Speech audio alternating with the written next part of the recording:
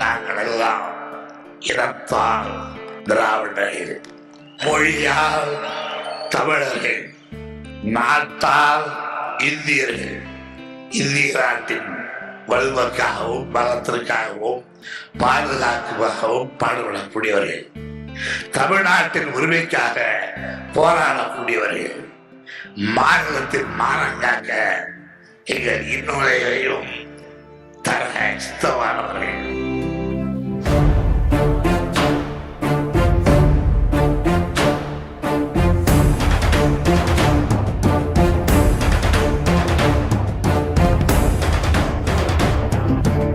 இந்தியை எந்த விதத்திலும் திணிக்க நினைக்காதீர்கள். அப்படி திணிக்க நினைப்பவர்களுக்கு எங்களை போன்ற எத்தனையோ அறிஞர்கள் இன்றைக்கு பாடம் எடுத்திருக்கிறார்கள். மக்களை பொறுத்தவரைக்கும் மறுத்தும் வெறுத்தும் பேசி இருக்கிறார்கள். ஆனாலும் இந்தி மொழியை கொண்டு வந்தே தீருவேன் என்று இந்தி வெறியர்களே, இந்திக்காக வாழ்பெடுத்துக் கொண்டிருப்பவர்களே, எல்லோரும் இந்நாட்டு மன்னர்கள் என்று சொல்லிவிட்டு இந்தியை திணிக்க நினைக்கிறீர்களே, உங்களுக்கு நான் தருகிறேன் இதோ பரிசு. இந்தி ஒழிக, தமிழ் வாழ்க என்று சொல்லி தன்னுடைய இந்த உடலை தமிழுக்காகவும் இந்தி எதிர்ப்புக்காகவும் நான் தருகிறேன் என்று எழுதி வைத்து விட்டு மறைந்தவர் தியாகி அரங்கநாதன் அவர்கள். 35 வயசுல இருந்தார். இறக்கும் போது ஒன்றிய அரசில் இருக்கின்ற தொலைபேசி துறையில பணியாற்றியவர் அரங்கநாதன் அவர்கள். இன்றைக்கு அவர் இல்லை என்று சொன்னாலும் இந்த சங்கி கூட்டத்துக்கு நான் ஒன்னே ஒண்ணு சொல்றேன், அரங்கநாதனுடைய உடல் மட்டும்தான் எரிஞ்சிருக்கு. அவருடைய உயிர் எங்களுடைய உடலில் கலந்து இன்னும் அது உரையாடி கொண்டுதான் இருக்கிறது என்று நீங்கள் மறந்துவிடக் கூடாது. கோடம்பாக்கம் சிவலிங்கத்தை பற்றி சொல்ல வேண்டும் என்று சொன்னால் 1965 ஒரு மிகப்பெரிய ஒரு அறிவிப்பை அன்றைக்கு இருக்கின்ற ஒன்றிய அரசு சொன்னது. என்ன சொன்னது என்று சொன்னால், இந்த வருடம் குடியரசு தினத்துக்கன்று இந்திய ஆட்சி மொழி சட்டம் என்கின்ற ஒரு சட்டத்தை நாங்கள் கொண்டு வர போவதாக அந்த ஒன்றிய அரசு அறிவித்தது.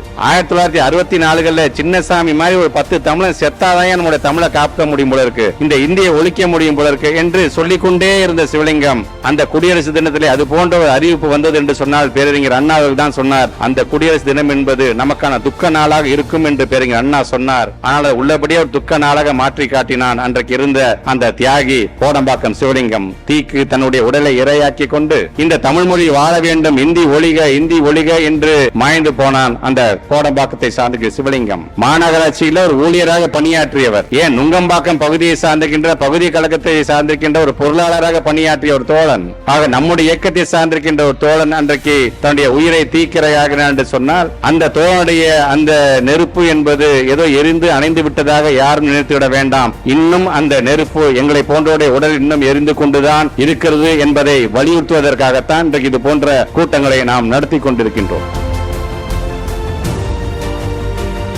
ஐயம்பாளையம் ஆசிரியர் வீரப்பன் தியாகி ஒட்டுமொத்தமாக இந்த திருச்சி மாவட்டத்தில் குளித்தலை பக்கத்தில் இருக்கின்ற உடையாம்பட்டிங்கிற ஒரு கிராமத்தில் இருந்தவர். ஆசிரியர் பயிற்சியை முடித்துவிட்டு ஐயம்பாளையம் என்கிற பகுதியில் நடுநிலை பள்ளியில பணியாற்றியவர். அதனால ஐயம்பாளையம் ஆசிரியர் வீரப்பன் அந்த தியாகிக்கு பெயர் வந்தது. 65 காலங்கள்ல மொழிபெயர்ப்பு செய்தே மாதிரி இந்தி திணிப்பு வந்த பொழுது ஒரு ஆசிரியர் என்ன செஞ்சார் என்று சொன்னால், நம்முடைய முத்தமிழர் கலைஞருக்கும் நம்முடைய பேரறிஞர் அண்ணாவுக்கும் கடிதம் எழுதியிருக்கிற அந்த இந்தி திணிப்பை தயவுசெய்து நீங்க எதிர்க்க வேண்டும், இதை நிறுத்த வேண்டும், அந்த இந்தி திணிப்பே வரக்கூடாது என்று கடிதம் எழுதிவிட்டு அடுத்த நாளே அதிகப்படியான தூக்க மாத்திரை போட்டுட்டு தன்னுடைய உடலில் மண்ணெண்ணெய் ஊத்தி கொளுத்தி கொண்டார். அப்படி 10 எரியும் போது காப்பாத்த சொல்லி என்ன காப்பாத்துற பிரயோஜனம் இல்ல, ஏற்கனவே அளவுக்கு அதிகமா நான் தூக்க மாத்திரை போட்டுட்டேன், இந்த தீயிலேருந்து என்ன காப்பாத்தணும், இந்த தூக்க மாத்திரை என்னை கொன்றுவிடும். ஆனால் என்னை பொறுத்த வரைக்கும் இந்தி என்பது நம்முடைய தமிழகத்தில் நுழைந்துவிடக் கூடாது என்று சொல்லிவிட்டு உயிர் தியாகம் செய்தவர் ஐயம்பாளையம் ஆசிரியர் வீரப்பன் அவர்கள். அந்த ஐயம்பாளையம் ஆசிரியர் வீரப்பனுடைய நினைவிடத்தை நம்முடைய இனமான பேராசிரியர் அவர்கள் ஒருவர் அன்பினுடைய தலைமையில் திறந்து வைத்தார் என்பது ஒரு வரலாறு. அந்த தியாகிகளுடைய அந்த தீப்பந்தம் எரிந்து முடிந்து விட்டது என்று நினைக்காதீர்கள், எங்களை போன்ற உள்ளத்தில் இன்னும் அது எரிந்து கொண்டுதான் இருக்கிறது என்பதை நீங்கள் மறந்துவிடக் கூடாது என்பதைத்தான் இன்றைக்கு தமிழ்நாட்டினுடைய முதலமைச்சர் பல்வேறு விதமான உறுதிமொழியை சொல்லும் பொழுது தமிழ்நாடு போராடும், தமிழ்நாடு வெல்லும் என்று சொல்லியிருக்கார் என்று சொன்னால் ஒரு இயக்கத்திற்கான இந்த வெற்றி அல்ல, ஒட்டுமொத்தமான இனத்திற்கான வெற்றியாக இது அமைந்திட வேண்டும் என்பதற்காக நான் இதை சொல்கின்றேன். நார்த்தாமலையை சார்ந்திருக்கின்ற அங்கிருந்து ராணிமலையிலே குடிபெயர்ந்து அங்கே குடும்பம் நடத்தி கொண்டிருக்கின்ற ராணிமலை சண்முகம் என்கின்ற மொழிபோர் தியாகி. அந்த மொழிபோர் தியாகி ரொம்ப ஏழை குடும்பத்திலிருந்து ஒரு மல்லிகை கடையில வேலை பார்த்துட்டு இருக்கிற ஒரு இளைஞன் தான். அந்த இளைஞன் எப்போதுதான் இந்தி திணிப்பு சார்ந்து செய்திகள் வருகின்றது ஒன்றியத்திலிருந்து அவர் சொல்லுவார், அந்த இந்தி வந்துடவே கூடாதுப்பா, எல்லா மொழியும் கத்துக்கலாம்ப்பா, வேணான்னு சொல்லப்பா. ஆனா ஒரு மொழி திணிப்பு என்று வரும்போது அதை ஏத்துக்க கூடாது. ஏன்னா அந்த மொழி திணிக்கப்பட்டால் நம்மை பொறுத்தவரைக்கும் நம்முடைய பண்பாடு போயிடும். நம்முடைய கலாச்சாரம் போயிடும், தமிழனுக்கிட்ட வரலாறு போயிடும். நாளைக்கு அவன் என்ன வரலாறு சொல்றானோ அதான் நீங்க நம்பிட்டு இருப்பீங்க. அவன் என்ன சொன்னா, கோட்சே மிக நல்லவர், மகாத்மா காந்தி கொஞ்சம் மோசமானவர் சொன்னா நம்ம பிள்ளைங்க வருங்கால தலைமுறை அதான் படிச்சுட்டு இருக்கோம். ஆக அதற்காகத்தான் அதற்கு வழிவிடக் கூடாது என்பதற்காக நாம் குரல் கொடுத்துக் கொண்டிருக்கின்றோம். அப்படிப்பட்ட விராலிமலை சண்முகத்தை பொறுத்து மல்லிக்கடையில வேலை பார்த்துக் கொண்டிருந்தாலும் அப்பப்ப இந்த இந்தி சார்ந்த செய்திகள் வரும்பொழுதுதான் அந்த குடும்பாவியை எரிப்பதாக இருந்தாலும் சரி, அந்த போராட்டங்களை கலந்து கொள்வதாக இப்படி தொடர்ந்து தன்னுடைய எதிர்ப்பை தெரிவித்தார். ஆனால் ஒரு நாள் விஷம் அறிந்து தன்னையே தான் மாய்த்துக் கொண்டார் என்று சொல்லும் பொழுது அந்த விராலிமலை சண்முகத்துடைய பெயரில் ஒரு படிப்பகத்தை பேருங்கிற அண்ணா அந்த காலத்தை தொடங்கி வைத்திருக்கிறார். விராலிமலை சண்முகத்துடைய குடும்பத்திற்கு நிதி உதவியை முத்தமிழ் கலைஞர் வழங்கி இருக்கின்றார். விராலிமலைக்கு சண்முகத்துக்கான அந்த நினைவு சின்னத்தை இனமான பேராசிரியர் திறந்து வைத்திருக்கிறார். விராலிமலை சண்முகத்தினுடைய அந்த கல்லறையோட அந்த நினைவிடத்தை புரவலர் அன்பில் அவர்கள் திறந்து வைத்திருக்கிறார். சொல்றதுக்கு காரணம் இன்னைக்கு வெள்ளையும் சொல்லையும் நாங்களா நிக்கிறோம், அரசியல் மேடையில அமைச்சர்களாக இருக்கின்றோம், சட்டமன்ற உறுப்பினராக இருக்கின்றோம், மாமன்ற உறுப்பினராக இருக்கும் என்று சொல்லி இந்த மொழிப்போர் தியாகிகள் போட்டு தந்த பாதை தான், அதை மறந்துடக்கூடாது என்பதற்காக தான் அவர்கள் நினைவு கூறி நாங்கள் பேசிக் கொண்டிருக்கின்றோம். ஒட்டுமொத்தமாக திருச்சி மாவட்டத்தில் அடங்கி இருக்கின்ற கீழப்பழுவரை சார்ந்திருக்கின்ற ஒரு இளைஞன் 1963 அன்றைக்கு இருந்த ஒரு முதலமைச்சர் ரயில் நிலையத்துல போய் சொன்னா, ஐயா நீங்களும் தமிழன் தானே ஐயா, தயவு செஞ்சு இந்திய மட்டும் உள்ள விட்டுறாதீங்க ஐயா என்று சொன்ன பொழுது அந்த பைத்தியக்கார பையனுக்கு கொஞ்சம் தள்ளி நிக்க சொல்லியா அப்படின்னு சொல்லிட்டு போயிட்டாங்க அன்னைக்கு இருந்த முதலமைச்சர். ஆக 1964 ஆண்டு அதே கீழப்பழுவரை சார்ந்த அந்த இளைஞன் தன்னுடைய பிள்ளைகளுக்கு தன்னுடைய குடும்பத்துக்கு ஒரு கடிதத்தை எழுதி வைக்கிறார். நான் தமிழ் மொழியை காப்பதற்காக என்னுடைய இன்னுயிரை நான் நீக்கப் போகிறேன், ஆனால் எதற்காக என்னுடைய உயிரை நான் திறக்கப் போகின்றனோ அதற்கான காரணம் கண்டிப்பாக ஒரு நாள் வெல்லும் என்று எழுதி வைத்து விட்டு தன்னுடைய உடலில் மண்ணெண்ணை ஊற்றிக் கொண்டு மாய்ந்து போனான். அந்த இளைஞன் தான் கீழப்பழுவூர் சின்னசாமி என்பதை மறந்துவிடக் கூடாது. நம்மை பொறுத்த வரைக்கும் அவர் வெறும் கீழப்பழுவூர் சின்னசாமி அல்ல, நம்முடைய மொழியை நம்முடைய உரிமையை காப்பதற்கு நமக்காக நம் கண்முன்னே நிற்கக்கூடிய நமக்கான எல்லை சாமியாகத்தான் அந்த சின்னசாமியை நாம் பார்த்துக் கொண்டிருக்கின்றோம். சாரணமணிங்கிறது வெறும் சாதாரண ஒரு கட்சிக்காரப்பெல்லாம் கிடையாது. ஒரு படித்துக் கொண்டிருந்த ஒரு மாணவன் மயிலாடுதுறையில ஏபிசி அப்படிங்கிற கல்லூரியில பிகாம் 1ஆம் ஆண்டு படித்துக் கொண்டிருந்த ஒரு மாணவன். 1965 இந்த மொழிப்போர் குறித்து இந்த பிரச்சனை வந்துச்சு பாத்தீங்களா, அந்த மொழிப்போர் பிரச்சனை வந்த பொழுது அங்க இருக்கின்ற மாணவ சமுதாயத்துல ஒன்று கூடி போராடிய ஒரு மாணவன். ஆனா அன்றைக்கு மதுரையை சார்ந்த மாணவ சமுதாயமே ஒரு போராட்டத்துல ஈடுபட்ட பொழுது இந்தி வேணும்னு சொல்லிட்டு கும்பிட்டு பாத்தீங்களா, அவங்க தாக்குனாங்க. அவங்க தாக்கப்பட்டதுக்கு பிறகு அவங்க அடக்குமுறைக்கு ஆளான பிறகு இவங்க போராட்டத்தை நடத்த முடியல மாயவரம் பகுதியில். ஆனா நான் எந்த கல்லூரியில படித்தாரோ அதே கல்லூரியில 15/3/1965 அன்று தான் உடல்ல தானே மண்ணெண்ணை ஊற்றி கொண்டு தன்னை தீக்கிரையாகி கொண்டு வந்தான் சாரங்கபாணி என்கின்ற அந்த தியாகி. தாளமுத்து என்கின்ற ஒரு இளைஞன் 1939 ஒரு பள்ளிக்கூடத்துக்கு முன்பு நடந்த அந்த போராட்டத்திலே கலந்து கொள்ளும் பொழுது அந்த தாளமுத்து என்கின்ற இளைஞன் அந்த கிட்ட காவல்துறையால் கைது செய்யப்படுகிறார். கைது செய்யப்பட்டது மட்டுமல்ல, நம்முடைய தாய்மொழியாம் தமிழ் மொழிக்காக அவர் கைது செய்யப்பட்டு அந்த சிறையில பல்வேறு கொடுமைகளுக்கு சித்திரவதைக்கு அவர் ஆளாக்கப்பட்டார். ஏறத்தாழ 13 நாட்கள் துடிதுடின்னு துடிச்சார். அவரை கொண்டு போய் சென்னை பொது மருத்துவமனையில போய் சேர்க்கிறாங்க. சேர்க்கும் பொழுது சளியாகவும் ரத்தமாகவும் வாந்தி எடுத்துக்கிட்டே இருக்கிறார். அவருக்கான வயிற்று வலி நிற்கவே இல்லை. தொடர்ந்து போராடி கொண்டிருந்த அந்த தாளமுத்து என்கின்ற இளைஞன் 1939 இதே மார்ச் மாதம் 11ஆம் தேதி மாண்டு போனார். அவர் மாண்ட பிறகு அவர் அங்கிருந்து அவரை புதைக்கின்ற இடம் வரைக்கும் பாத்தீங்கன்னா 1000 லட்சக்கணக்கான கூட்டம். பேரறிஞர் அண்ணா தான் சொன்னார், என்னுடைய சகோதரன் ஒருவனை நான் இழந்து விட்டேன் என்று சொன்னார்.